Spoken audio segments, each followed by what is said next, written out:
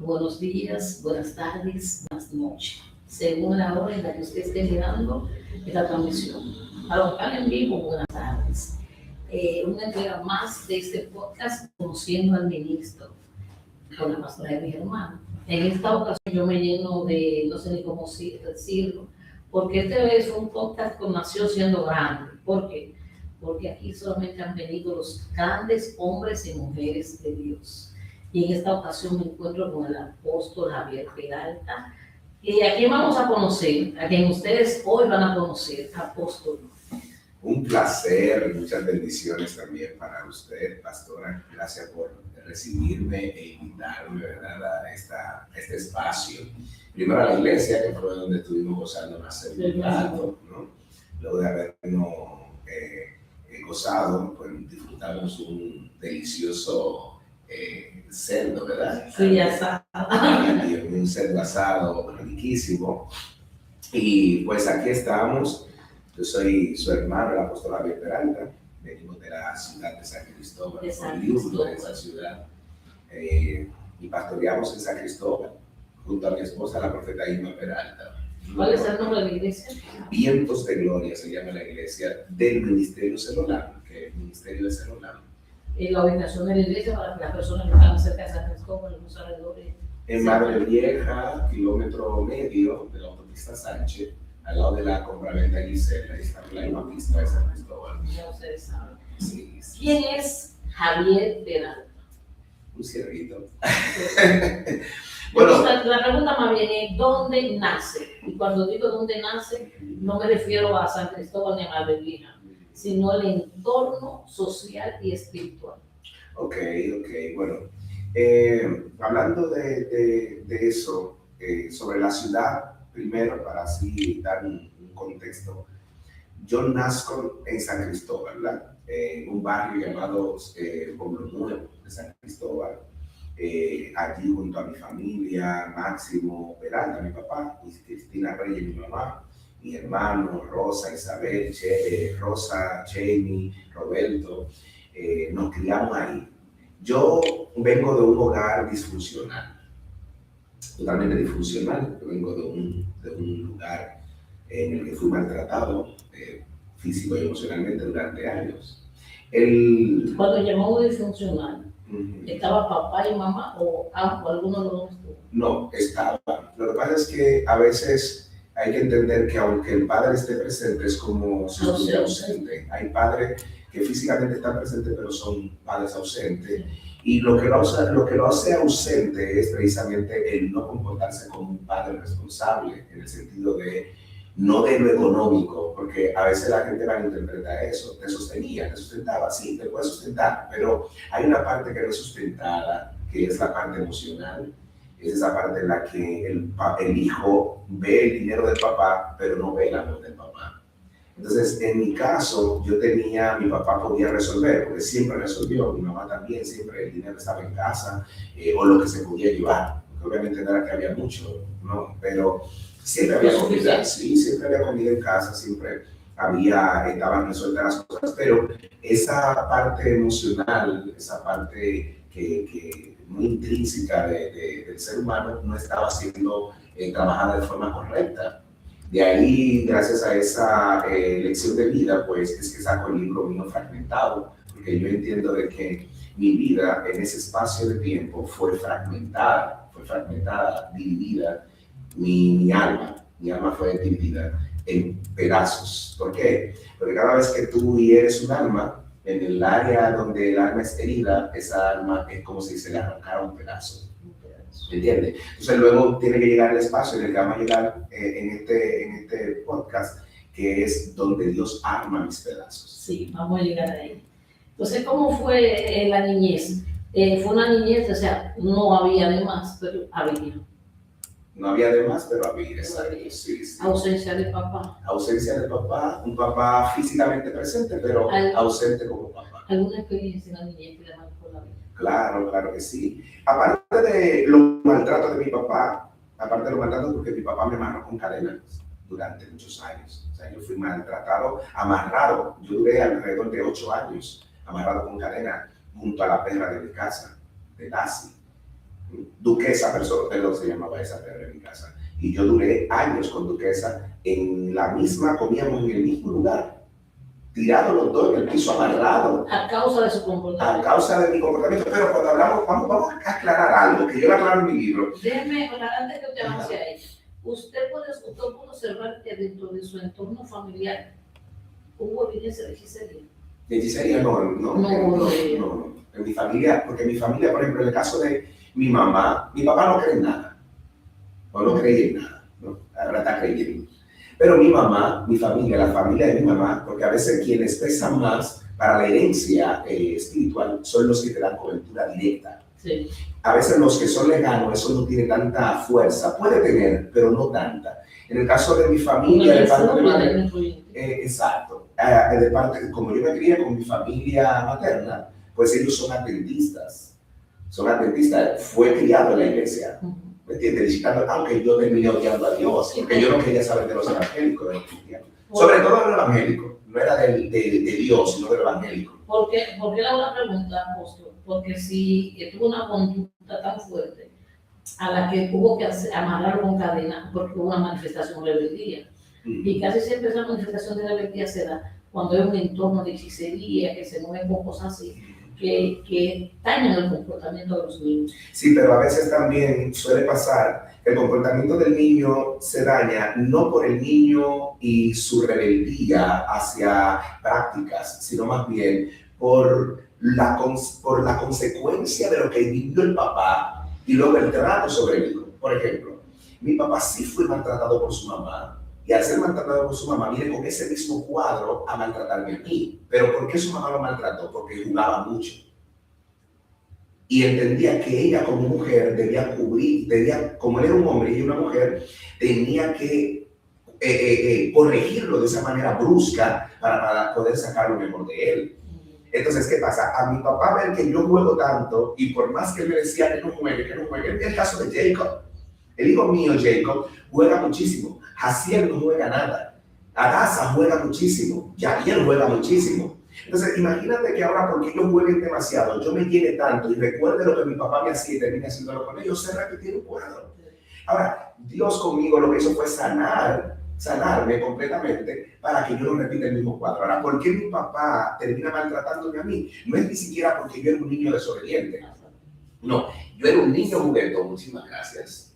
Yo era un niño juguetón, ¿ves? Jugaba demasiado y como jugaba mucho, mi papá salía demasiado a trabajar, porque mi papá siempre ha sido un hombre muy trabajador.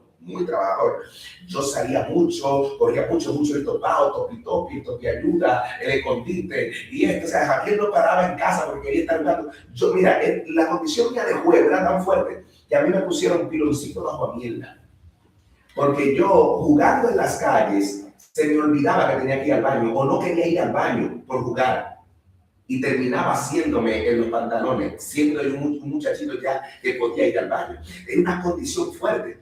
Pero entonces mi papá no supo regular, trabajar eso, sino más bien que decidió amarrarme. Apóstol, ¿a qué, cuando te dice que lo amarraban con cadenas, hasta cuántas horas servía? No. A mí me quitaban la cadena para ir a la escuela. Solamente. ¿Y para dormir? Yo me amanecía con mi cadena. Mire, a mí no me molesta ver los niños correr.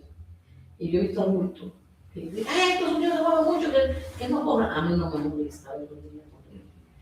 Y siento que cuando le piden a un niño, porque yo creo que tengo una mente como de niño, y yo siento como que cuando se le prohíbe a un niño que brinque, que eso etapa, le están privando a que queme la etapa.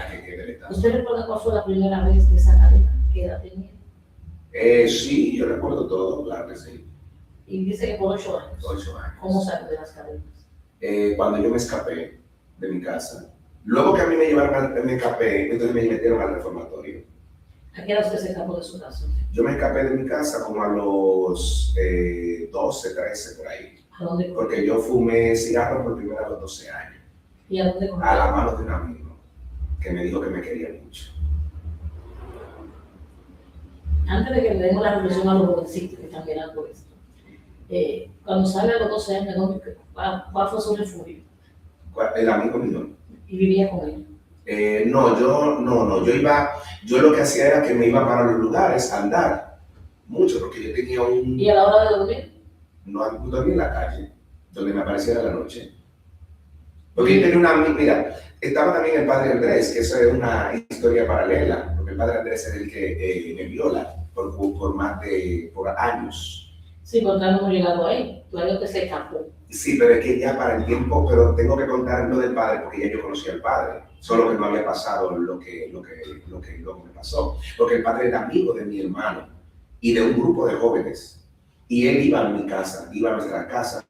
Sabía, aunque yo estaba así, él nunca me llegó a ver así, porque obviamente mi papá no dejaba que eso pasara. Pero cuando, antes de que todo eso pasara, ya yo lo conocía al padre, porque el padre iba a mi casa. El padre ayudaba a mi mamá y ayudaba a mi hermano. De hecho, se iba a llevar a mi hermano a España, el padre. Lo que pasa es que como mi hermano parece que fue herido por el padre también, no habló nunca, pero luego fue que entendimos por qué mi hermano rechazó en la residencia que le estaba buscando el padre para ir a España. Pero mami nunca lo supo, nunca lo entendió hasta que yo me identifico, que ya testifico siendo cristiano. Sí, que tampoco no fue un momento. No, o sea, yo vine a testificar. Este pedacito sale de su casa, la primera noche en la calle. En la calle. Fue fuerte, pero no fue, bueno, fue fuerte porque tenía mucho sentimiento encontrado. Las emociones estaban disparadas, sentía que era lo mejor que estaba haciendo porque había una rebeldía, porque yo quería salir de ahí. Pero a la misma vez también, pues yo tenía temores en la calle. ¿Cómo se quedó suelta esa cadena? ¿Cómo fue eso para esta casa?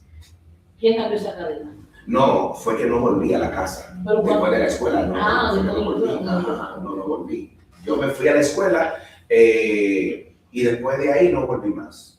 Entonces, luego entonces, que no vuelvo más, entonces ahí es que me buscan, mi papá me agarra, porque me ve ayudando a una persona con unas almohadas, que yo siempre he sido como muy gentil, y veo que esa persona viene con esa almohada en las manos, y yo me paré de ayudarlo a cargarla, y ahí mismo venía mi papá, y me agarró el hecho mano, y ahí me llevan al reformatorio. Ya bueno, padre. Ajá. ¿Cómo fue la vida? Y ahí fue fuerte. Ahí fue fuerte porque yo fui prácticamente por la necesidad que tenía y por no tener quienes me defendieran, como mi papá, mi mamá, etcétera. Pues entonces yo hago caso a todo lo que el padre decide hablar conmigo. ¿Entiendes? El padre empezó a darme todo. Por ejemplo, ¿sabes lo que es un muchacho de barrio, de calle, vivir metido en Casa España? ¿Sabes lo que es Casa España? Sí. Yo vivía metido en Casa España. O sea, yo vivía metido en lugares privilegiados de la capital siendo un niño. Él me llevaba a todos los lugares. Manresa, yo lo conocí por él. Yo conocí la heladería grande de la capital, la conocí por él. Porque un San Cristóbal, un muchachito. Entonces me llevaba a todos esos lugares. Y yo, pues, normal. Yo le di un encierro. ¿Qué? Yo le di un encierro, yo le di una clase. Ajá. Venir a esa libertad, ir al cine, ir a todos esos lugares. Y con todo, aunque los muchachos, mi hermano nunca me dejaba ir con el grupo. Ya yo me iba, pero me iba solo. Porque mi hermano nunca me dejaba participar del grupo, porque mi hermano sabía que algo estaba pasando, pero eso lo vine yo a saber después. Ya yo cristiano, lo vengo a saber. ¿Su hermano también estaba en...? Mi hermano estaba no interno en el Reform ni nada de eso, estaba en la escuela normal. Pero entonces era amigo del padre Andrés. Él y un grupo eran como 17 muchachos más o menos. Y a todos ellos él le compraba tenis, le compraba ropa. De hecho, le decían los hijos del padre. ¿Y ningún familiar se estaba dando cuenta que estaba pasando algo? No, nadie. ¿No tuvo consecuencias? No, ese padre no tuvo consecuencias. Ese padre se fue a España. De nuevo, regresó a España de nuevo. Y cuando ya yo era cristiano, tenía yo alrededor de 2 años en el Evangelio, es que yo decido testificar en un programa llamado Freddy Punto. Con Freddy Veragoico. Yo testifico ahí. Y cuando Freddy escucha el testimonio, entonces Freddy hace todo lo que estaba en sus manos para conseguirme a mí visa europea para ir a España. Él localizó al padre Andrés, él hizo todo. Oye, ese Freddy era duro. Ese hombre hizo todo y me mostró todo lo que había hecho. Entonces íbamos a proceder a buscarme la visa o lo que sea para ir a España, para entonces nosotros confrontar a ese padre con la policía, lo que sea. Y el padre estaba enfermo y murió de cáncer antes de que nosotros se diera toda esa Hay mucha situación. inmunidad también, ¿no? Ya también, ¿verdad? Hay mucha inmunidad. Claro, tú sabes, sus padres, esa gente. Ellos se cubren. Apóstol, Ujú. ¿cómo sale del orfanato? Del Redford. De fortuna. No, ya yo salí cuando terminé de estudiar. Entonces, ¿cuándo conocí a Jesucristo? ¿Qué le predicó a Jesucristo? No me predicaron realmente, yo no quería saber del evangélico, yo le daba pedrada al evangélico. O sea, yo, mientras estaba consumiendo lo que sea, andaba en la calle, yo veía evangélico y le daba con piedra para escucharlo, reprender al diablo. La primera vez que consumió fue el día que se escapó a los 12 años, porque ya no lo había hecho. No, a los 12. El amigo mío me dijo que quería yo, si yo quería un cigarro, que cuál quería, me presentó Marlboro, Constanza, entonces yo le dije, bueno, Constanza. Él me preguntó que si ya yo había consumido, y le dije que no. Y me dijo que como yo sabía, y le dije, porque eso es el que fuma mi mamá y dice que es el más suave. O sea, que la referencia mía era lo que ya mi mamá hacía. Entonces ahí fumo cigarro por primera vez y ya luego entonces las demás cosas, o sea, en los 12 años, marihuana, así. Estuvo una delincuencia. Sí. Del tema que no hablo a veces. Lo saltamos. Sí, porque es muy... Mira, por ejemplo, lo que pasa es que hay gente... Una vez estuve testificando, hace un tiempo, testifiqué, hace mucho ya, digamos que 17, 18 años por ahí, testifiqué sobre algo que le había hecho a una persona que era mi amigo, que era mi mejor amigo. Y fuimos a hacer una vuelta por ahí, él me traicionó y yo hice algo muy feo con él. Y pues no quedó, perdió, o sea, su existencia. Y su mamá luego entonces me escuchó testificarlo y fue fuerte. Entonces yo después de ahí decidí como que no testificar cosas que hice de esa manera, sino más bien testifico mi niñez, la raíz de donde salió todo. Pero sí te puedo decir que la vida que viví fue horrible. Sí, tuvimos en robos, tuvimos en killer, tuvimos haciendo muchas cosas como esa, fuerte. ¿A qué edad? ¿Cuándo conoció a Jesucristo? A los 19, 2002. Yo llegué a la iglesia el 24 de febrero del 2002. Yo llegué a la iglesia, yo estaba bebiendo temprano, me bebí como unas 18 cervezas tempranito en la mañana, amaretto con leche bebí en la tarde, en la noche me craqueé, bebí éxtasis y estaba bien tonteado, feo. Y me surgió la idea de ir a buscar a una muchacha que era mi novia y que pertenecía a la iglesia. Ella tenía una semana que se había convertido y yo la fui a sacar de la iglesia ese día y llegué armado con 3 jóvenes más. Y llegamos allá, yo pertenecía a Doñeta, es una nación. Yo pertenecía a los trinitarios, pero me pasé a Doñeta porque un tipo le había cortado la mano al hermano mío y yo sabía que él estaba ahí. Entonces yo entré a esa banda por eso, para matarlo, sí. ¿La amputó prácticamente la mano? Sí, pero se la pegaron. Se la pegaron. Mi hermano tiene esas manos así, pero se la lograron pegar, por lo que la tiene. ¿No la utiliza? Sí, pero poco, pero la puede mover, sí, la mano le queda así. Y bueno, entonces yo llegué a la iglesia, tipo 9 de la noche más o menos, esperando que termine el culto. Llegué casi terminando el servicio. Y pues ahí empezaron a hacer el llamado, pero yo no, los muchachos que andaban conmigo se convirtieron, pero yo no, yo dije que no, que yo no, realmente no me interesaba. Y cuando me estoy yendo, entonces ahí pasó ¿cómo te digo? La intervención divina, una teofanía fuerte. Yo escuché literalmente la voz de Dios que me habló, me dijo Javier. Sería bueno que explicara para los que están detrás de la pantalla, teofanía. Teofanía es como una manifestación de Dios rápida. Es como que Dios se deja sentir, ver por un momento. Eso es teofanía, o sea, no es permanente. La manifestación de Dios. La manifestación de Dios, no permanente, es como de repente, ya. Puede utilizar fenómenos, como la salsa al viento de Moisés, es una teofanía y así. Entonces, en medio de esa circunstancia en la que usted se encontraba, Dios le llama a Javier. Me llama Javier. Menciona mi nombre 2 veces, Javier, pero cuando él menciona mi nombre la primera vez, yo me enojé y yo grité dentro de la iglesia diciendo que ¿quién me está llamando? ¿Quién me llama? Entonces una señora que estaba ahí dice, a ti nadie te llama, dice, alguien te llama fue el Espíritu Santo. Y a mí se me engranojaron los pelos por todos lados. Sigo caminando y cuando estoy llegando a la puerta para irme, la señora se me paró al frente para que yo me vaya. La señora valiente, mujer. Esa mujer no tenía miedo. Oye, yo le dejé a quitarle la mano, pero que ya hace rato que ella me está haciendo a mi seña con la Biblia, que yo no me iba a llevar a la muchacha. Porque yo le hice seña a ella, te va conmigo. Y ella le hizo seña y me dijo, no te va con la Biblia, sino que así. No te va, ella no se va contigo. Y cuando estoy parado allá, miren y aprendan, mujeres y hombres de Dios. Y cuando de repente estoy allá parado en la puerta que voy a salir, vuelvo y escucho la voz. Y dice, Javier, de nuevo. Yo miro para atrás, así enojado, así bravo.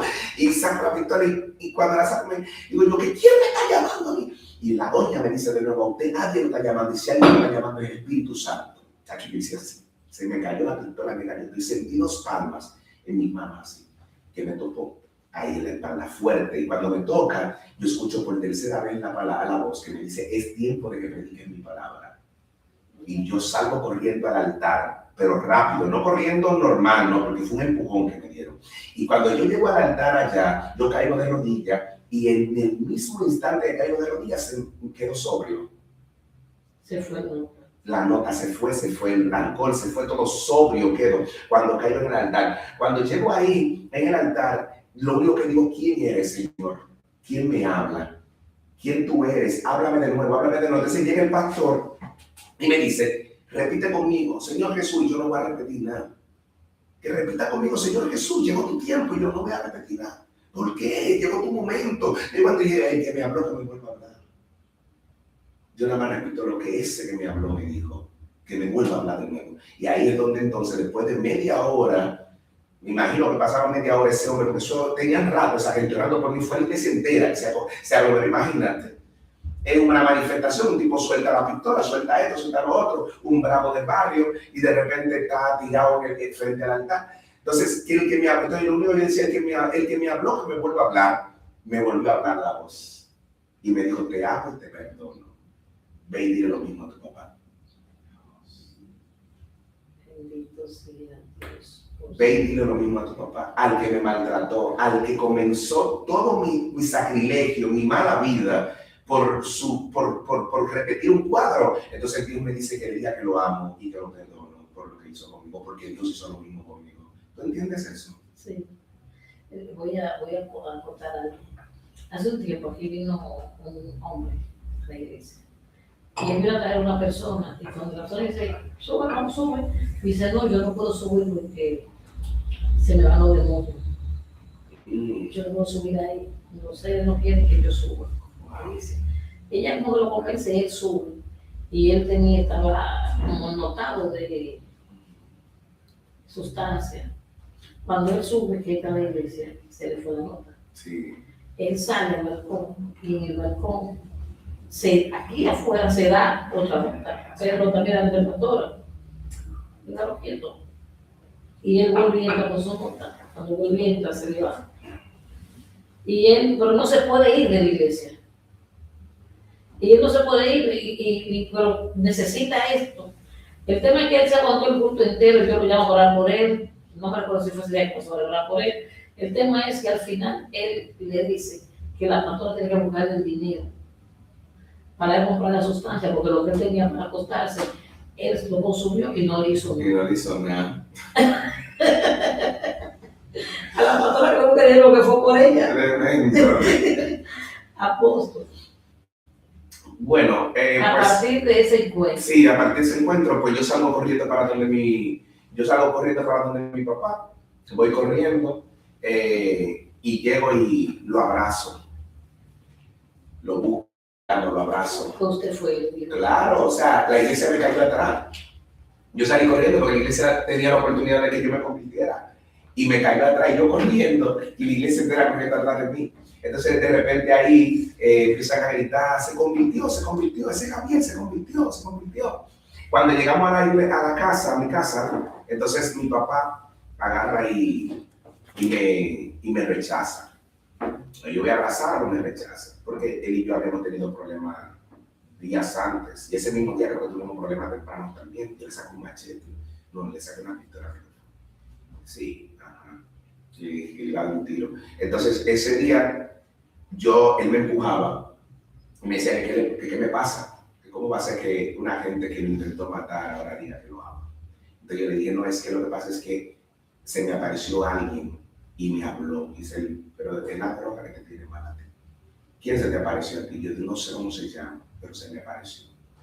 Y yo no sabía su nombre, no sabía el nombre de Jesús. Yo sabía que los evangélicos hablaban mucho, los no adventistas hablaban mucho, pero yo no sabía identificar nada de eso. Y yo de repente agarro y mami sale y me revisa, porque dice, pero mami es enfermera, entonces viene y me revisa para ver si hay una sobredosis, o estoy volviendo loco, lo que sea. Y yo agarro y le digo que no estoy loco, y voy donde las personas que están ahí abajo, que me cayeron atrás de la iglesia, y le digo, ¿cómo se llama el que me habló en la iglesia? Y alguien vocea y dice Jesús. Yo le dije, mira, ese así se llama, ese me habló de la iglesia. Entonces cuando mami escuchó eso, tembló. Y dijo, Señor, respondiste. Y dice, ahora te acepto yo también. Yo te dije que si él venía, yo te aceptaba. A partir de ese día, mami empezó a ser cristiana. Mi hermano se convirtió también después. Mi hermana se convirtió para esos mismos días también. Una revolución en mi familia. Yo estuve en mes de febrero, estuve en Estados Unidos. Yo estuve por Pensilvania. Y me está esperando una joven para que yo orara por ella. El diagnóstico que tenía era coágulo en los pulmones. Sí. Estaba muy delicada, ya ella estaba asustada. Pero yo había orado por ella y otra vez ya tenía como la fe que Dios lo iba a hacer. Y me estaba esperando. Cuando llego, yo hablo con ella, familiar, le pongo lo que le pasa y me dice, le pongo la mano en la espalda. Su testimonio, ella me lo manda y audio para que no te digas.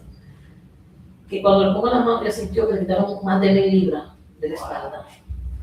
Que cuando yo me voy de la casa, ella va y se recuesta. Ella no sabe lo que pasó, porque ella comenzó a perdonar gente que ella había dicho que nunca perdonaba. Y ella tenía gente, ella decía que nunca perdonaba y comenzó a perdonar gente. Entonces usted tiene un encuentro con el Señor, sale a perdonar a alguien que usted no pensó que iba a perdonar. Exacto. Yo siempre he dicho que Dios, cuando se revela en la vida de una gente, una vez Dios te restaura, te sana, te liberta, lo próximo que Dios hace es devolverte a los que te aman. Es bíblico. Voy a seguir con esto. Usted le decía ahorita. No sé por qué usted en la administración toca el alma. Yo pienso, por la decía él, todos los problemas están en el alma. Están en el alma. Juan dijo, quiero que sea prosperado en todas las cosas y que tenga salud, así como prospera tu alma. Dicen los médicos que el 80% de las enfermedades del cuerpo físico son psicosomáticas. Sí, sí. Yo digo, son espirituales también. Que con tan solo perdonar, sanamos muchísimas enfermedades. Con tan solo perdonar, se sana el cáncer, se sana la gastritis, la presión arterial. Entonces, los problemas nuestros físicos son en el alma. Hay un mensaje que yo tengo que se llama sanando desde adentro. Cuando sano adentro, lo restauro por fuera. No se puede dar un perdón si todavía no hay una sanidad. Pero ¿qué sucede? Lo próximo que usted salga a perdonar, sin ningún tipo, vamos a decir, de conocimiento, solamente por revelación. De que, como dijo el de Tesla, el que me sanó me dijo, el que me libertó me dijo que te dijera que te amo y te perdono. ¿Cómo fue después de ahí? No, después de ahí yo comencé mi mayor guerra. La guerra mía fuerte no fue ni siquiera en ese espacio fue el espacio de mi liberación. Pero tiene que saber que después de que tú eres liberado de un cautiverio, pues tienes persecución de Faraón. Y no solo la persecución de Faraón, tienes también a los amalecitas tratando de que tú lo pases. Entonces yo, luego de ser liberado de ese proceso, pues comenzó el proceso donde yo tenía que demostrar que soy libre. Mi mismo papá levantándose mucho en contra mía, los mismos evangélicos, los pastores entendían que yo estaba loco, decían que yo era un evangélico fanático, porque yo vivía mucho orando, leyendo demasiado. ¿Y cómo fue la transformación? O sea, de un joven de la calle, ¿con qué pasó ahora ese día? ¿Qué pasó ese día después? Inmediatamente ese día, no, ese día yo lo que amanecí fue en la iglesia, yo me fui para la iglesia y amanecí en la iglesia. Entonces ya de ahí para adelante vivo en la iglesia. Sí, yo duré 4 años en la iglesia, amaneciendo y durmiendo y viviendo. Yo ya salí de mi casa y me interné en la iglesia. Lo que me llevaron los hermanos de la iglesia. Ay, yo pago un precio, señores. Yo la verdad, esta mañana... A veces los hermanos se olvidaban de que yo estaba ahí. ¿Cuándo fue el primer mensaje? En mi primer mensaje a los 2 meses. Cuéntame un chingo de eso. Bueno, yo prediqué, ahí me dieron, 15 días de campaña, me dieron a mí solo. A los A los 2 meses. Me bautizaron para eso. pues, Y no fue el pastor de la iglesia, fue otro pastor amigo. El pastor le dijo, bautízalo, corre, que ese muchacho tiene un testimonio grandísimo, no lo tengáis sentado, no le ponga bozada al güey que trilla, y me acaba de convertir. Y de todo, y dice el pastor, pero y digo yo, ¿pero qué yo voy a predicar? Porque yo mismo no sé predicar, yo no sé. Y de hecho, yo lo que me gustaba era cantar dentro de la iglesia. Yo iba cantando, porque como yo como una rama melancólica, yo como que cuando era impío, pues yo me paraba en la ventana a dar gritos, dando gritos y me dando gritos yo mismo. Y cantaba la canción de Sergio Valga, madre mía, deja de llorar. Pero como yo entendía que ella yo la hice, tú sabes, yo entendía que iba a llevar con mucha plata un día, tú sabes, la iba a ayudar, iba a sacar de llorar. La película de la canción. Exacto. Entonces, ¿qué pasa? Me gustaba cantar, pero entonces cuando le pregunto al pastor, le digo, pastor, pero ¿qué yo voy a predicar durante los 7 días? Me dijo, ora. Y la Biblia dice que habla de tu boca, que yo la llenaré, yo la voy a llenar. Pero tú tienes un testimonio, habla de tu testimonio. Yo duré 15 días hablando solamente de todo lo que viví. 15 días, esos pastores religiosos antes eran terribles. 15 días predicando lo mismo. O sea, no lo mismo, sino de mi vida, desde niño. Comencé y por día, contaba pedazos, pero yo se puede, más de ahí, pues yo hablando de todo, porque si todo lo, ¿cómo se llama? Lo trabajamos por parte de desmenuzado, pues le damos. Pero ahí fue donde yo prediqué, después de eso, en como 2 años después o 3, más o menos, que todavía yo no había cambiado el testimonio, porque yo predico mi testimonio era demasiado limpio. Yo predico mi testimonio y así mismo como yo hablo, meto la S donde va, le pongo cosas a nivel y de todo. Pero antes no era así, antes era crudo. Yo le doy una gloria de Dios. Yo le di un tiro a uno, la gloria de Dios. Y a uno le di con un cachazo en la cabeza, la gloria de Dios. Era así que yo predicaba. Yo me paré en la esquina, estaba atracando a una gente. Y yo le daba maldito y lo atracaba, muchachos. La gloria de Dios. La gloria de Dios. La gloria de Dios que maquillaje existe.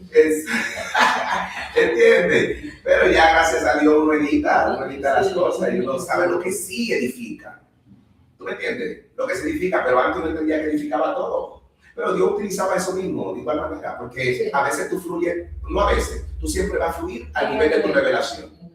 En el nivel de tu revelación, pero ya que uno aprendió y uno sabe que hay cosas que no edifican, que para qué decirlas. ¿Me entiendes? Yo era tan tal que había gente que se me convertía a mí con galletas. Sí, eso es ahora que yo estoy tan fino. Pero sí. ¿Qué? ¡Recibe! No, así no. No, galleta. O sea, yo tengo como 6 pastores que se convirtieron con galletas que yo les di predicando, porque eran delincuenticos que cuando me veían como que pensaban hacer coro. Hubo uno ¿cómo se llama? En la, ¿cómo se llama eso, Dios mío? Ahí por la circunvalación, por ahí atrás, ¿cómo se llaman a eso? No me acuerdo ahora.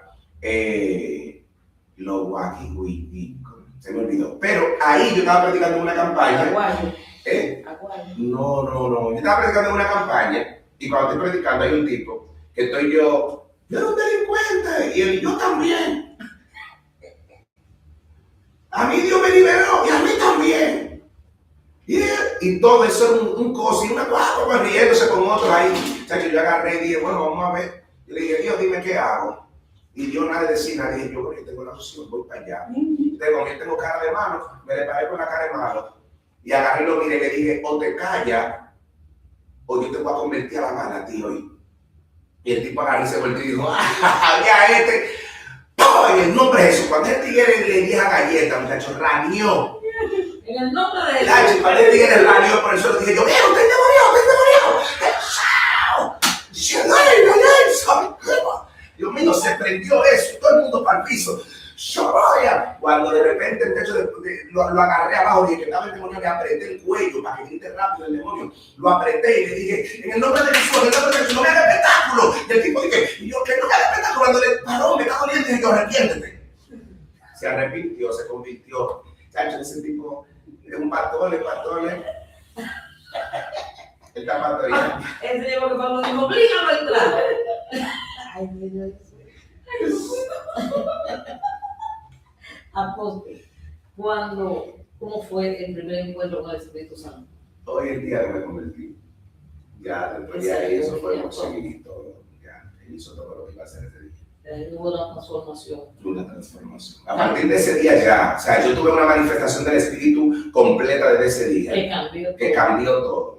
Ya lo que me tocaba era sostener lo que el cambio. Que no lo sostuve mucho después de más adelante, porque la vida me transformó, pero después lo pudimos entender y agarramos. ¿Cómo entendió el llamado pastor?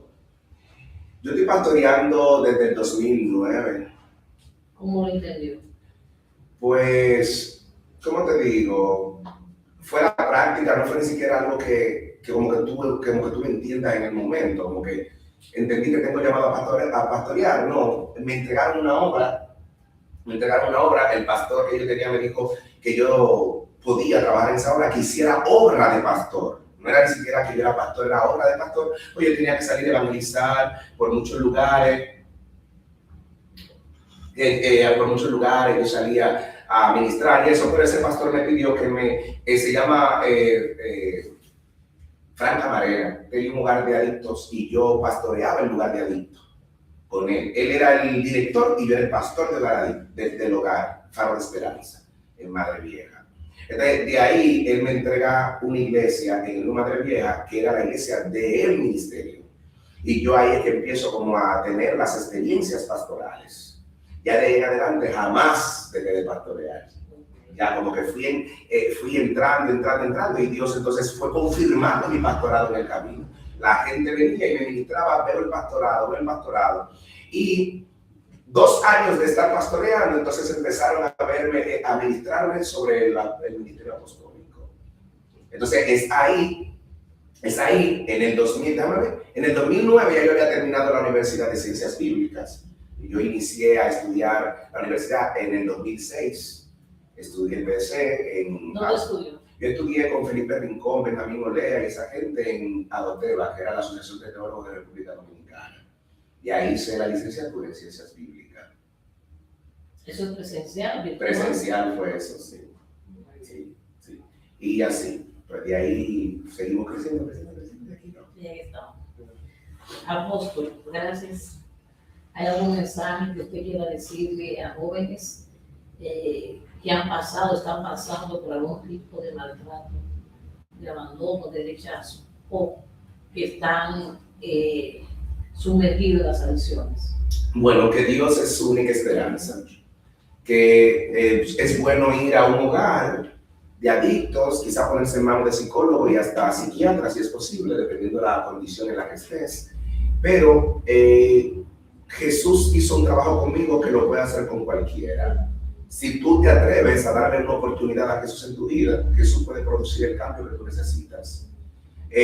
Tus manos no lo han podido hacer, ya lo has intentado mucho.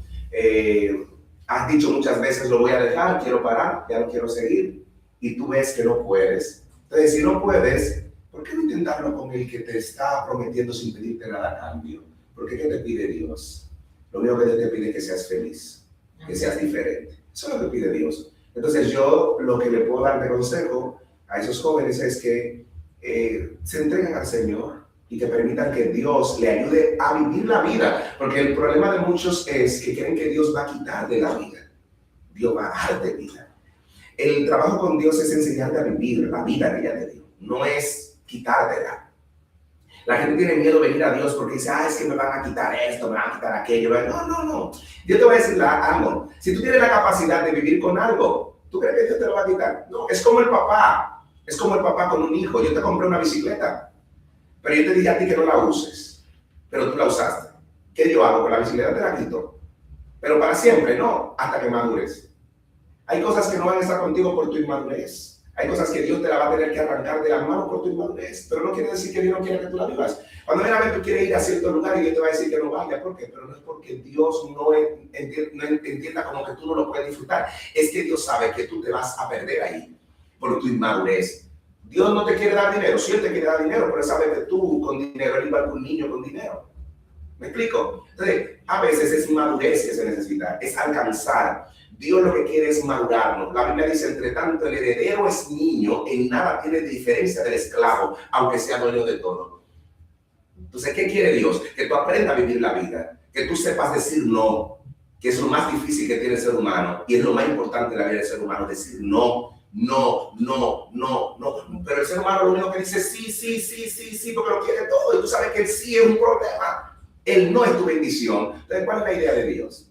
Que tú aprendas a decir no, yo no quiero pecado, yo no quiero esa vida, yo no quiero esto, yo no quiero aquello, yo no quiero que es lo más que fue ese mundo. Una vida perversa, una vida desconectada de Dios, una vida sin moral, una vida totalmente disfuncional, dañada, que tú no tengas esperanza para tu propia vida, pero que tampoco tengas esperanza para lo que viene después de ti. O sea, que tú no seas un ente natural, humano, que vive en la tierra haciendo lo que fuiste llamado a hacer, sino más bien que seas un títere manipulado por el sistema, llevado de aquí para allá, como a árbol sin raíz, estrella errante, nube sin agua, sensual, sin afecto natural. O sea, si andas así, entonces tú estás en manos del